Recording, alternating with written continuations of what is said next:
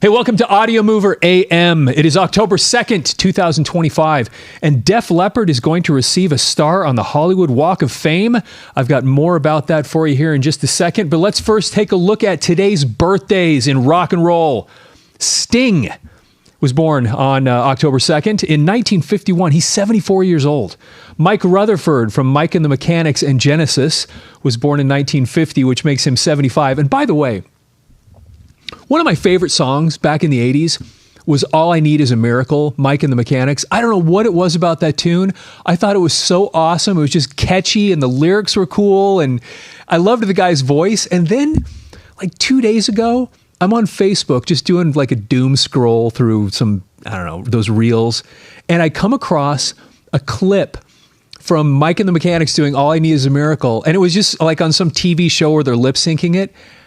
And all I can say is I'm glad I didn't see that little video in the 80s because I'm just shallow enough that I probably would have hated the song just from seeing the singer and the way his little dance moves. Anyway, I'm sorry about that. Like I said, I'm just that shallow. But I loved that song. All I Need Is a Miracle was so great. Anyway, that was Mike and the Mechanics. Michael Rutherford, 75. Don McLean, 1945. Man, oh my gosh. And talk about one of the greatest tunes that was ever recorded, and then spoofed by Weird Al.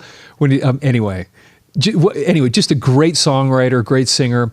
Phil Oakey from Human League. I actually liked some of their tunes. That's why I included it on here because I actually have what's the song? I think they have a song called I'm Only Human, which is a great song. Anyway, I have some of their stuff in the collection. I always liked Human League. I thought they were kind of cool. He's 70. And then Jim Root from Slipknot and Stone Sour, born in 1971. He's 54. Let's take a look at a couple things that happened today. So King Crimson put out Discipline in 1981. And Oasis, What's the Story? Morning Glory. And that's the one that has Wonderwall, which is kind of their, I don't know, Oasis's touchstone song. I remember for a very, very short period of time, long time ago, I started doing guitar lessons, and that's what everybody wanted to learn because it was so popular at the time, and it just had that really cool acoustic guitar part. Okay, anyway, back to Def Leppard, and I'm going to share with you something that's kind of interesting about this. Because I really hadn't paid much attention to rock bands being on the Hollywood Walk of Fame. And so here we go. John Bon Jovi and Bruce Resnikoff, president and CEO of Universal Music Enterprises, will be guest speakers at the event. There's Def Leppard right there. And here we go. This is from Billboard, by the way. Def Leppard is set to receive the 2,825th star on the Hollywood Walk of Fame on Thursday, October 9th at 11:30 a.m. Pacific time. John Bon Jovi and Bruce Resnikoff, president and CEO of Universal Music Enterprises, will be guest speakers at the event, which will be emceed by Bob Buckman, Sirius XM radio personality. The star is located at 1750 North Vine in front of the historic Capitol Records building. It'll be streamed live. Okay, the Hollywood Chamber of Commerce is proud to welcome Def Leppard to the Hollywood Walk of Fame. Let's see here. Def Leppard has earned a permanent place not only in music history, but now on one of the most famous sidewalks. Def Leppard were inducted into the Rock and Roll Hall of Fame in 2019 on their first nomination, with Queen's Brian May doing the honors. They have had 2 diamond albums in the U.S., Hysteria, certified at 12 million, and Pyromania at 10 million. And look, I love Pyromania. I didn't love Hysteria so much, but you cannot argue with those sales figures. It's incredible. And let's see here. And then it goes on and says who they are.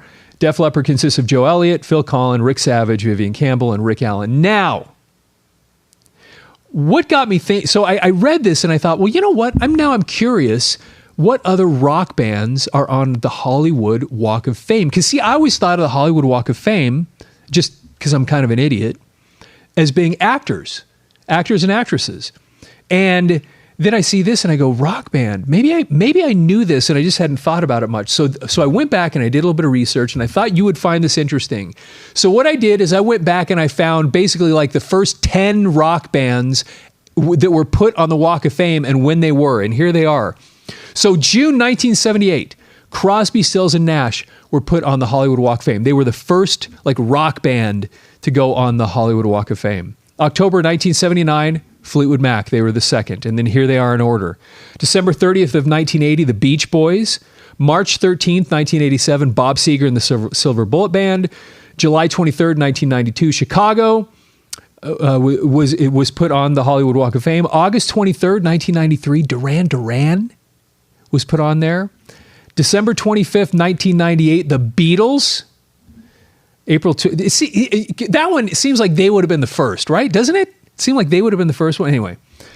April 28th, 1999, Tom Petty and the Heartbreakers. August 11th, 1999, Kiss was put on the Hollywood Walk of Fame. See, this is what I mean. I probably knew that rock bands are on there because I saw the picture and I thought, yeah, I seem to remember seeing that. But anyway. And then October 18th, 2002, Queen was put on there. So there is a history of rock bands being put on the Hollywood Walk of Fame, and those were the first 10 right there. So anyway, I guess congratulations goes out to Def Leppard. They're going to be put on there, and you're going to be able to stream it there on October 9th, which is, it's always cool to see bands that you really liked back in the day. Because I was into Def Leppard, kind of, I don't know if I could say when they were up and coming, because I saw them in concert. I really got into them at the time of Pyromania. High and Dry, though, in my opinion, is their best album. But, seeing some of these bands that you were into back in the early days, kind of getting that broader recognition of how important they were to not just music, but just popular culture. Okay, anyway, so let's move on. So yesterday's comment of the day, I actually really like this one. And this was at Johnny Megabyte Canada. And he commented actually on a video that I think we put this out yesterday. And it was an article that I found about Kiss Alive, where the guy writing the article actually liked Kiss, which is, I made the video because it's pretty rare. When you're a Kiss fan, you don't often come across critical reviews where they go, yeah, Kiss is awesome. Usually it's like, just how can they, slam on Kiss? So anyway, so then he made this comment, and I actually really liked what he had to say. I wanted to share this with you. So, Kiss might have been the most confident bunch of musicians of all time. Their first 3 albums could have sounded better.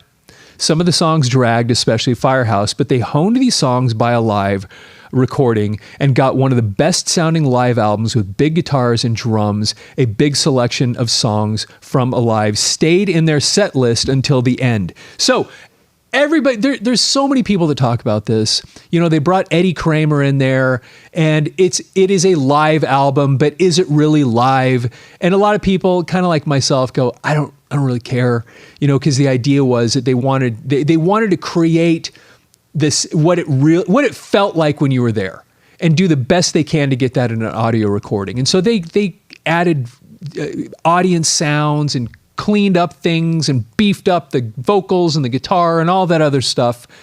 And what I thought, though, was interesting about what he said here was that line, a big selection of songs from Alive stayed in their set list until the end.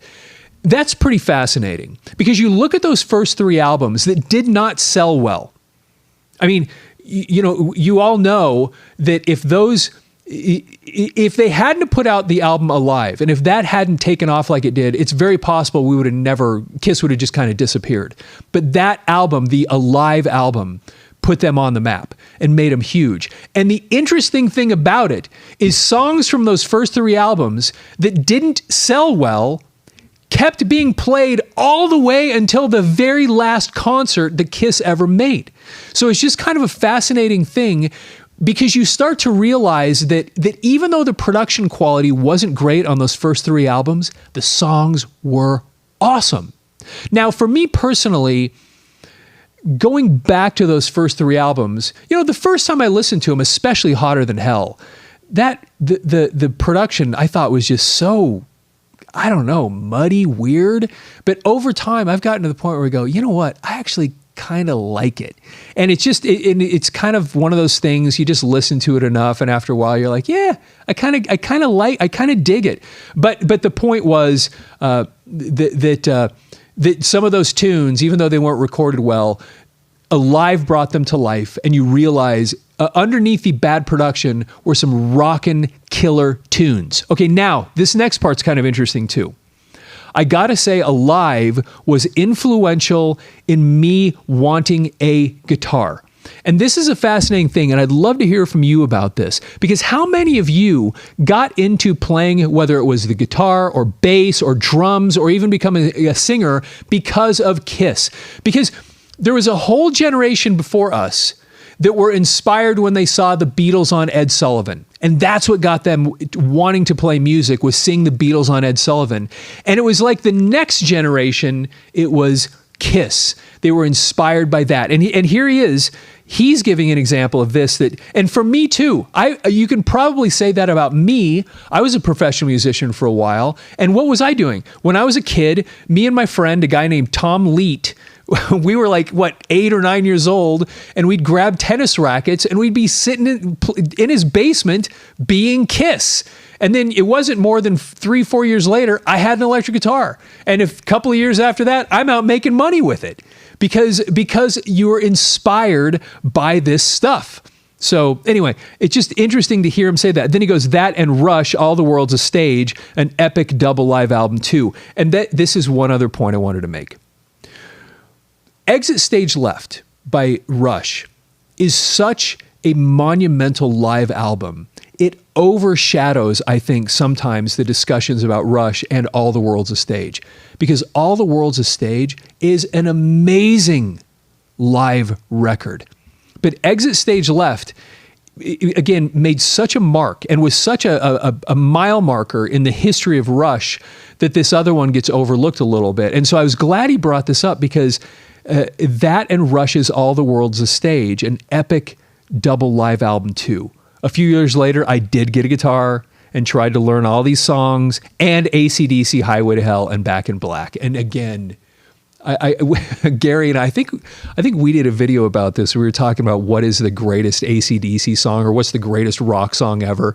And in my opinion, I don't know how you do anything better than Highway to Hell. It's like the most perfect, epic rock and roll song ever made. And so anyway, you just imagine you get a guitar, you start learning that old Kiss stuff, you start learning the Rush stuff, and then of course, AC/DC. I mean, how many of you that play the guitar learned how to play Back in Black? I remember learning how to play like, I loved that song, and just learning how to play that was so much fun. Anyway, anything AC/DC on guitar is a blast. Anyway, thank you, Johnny Megabyte Canada, for that great comment. Okay, today's Daily Roomie. The wound is the place where the light enters you. Hey, we want to thank Digitech for their continual support of the channel. Go to digitech.com if you're a guitarist. Go to digitech.com and see all the cool gear and cool stuff that they always have there. Want to thank you for following the channel. Like the video, share this with your friends, and please leave your comments below. And with that, have yourself a fantastic day.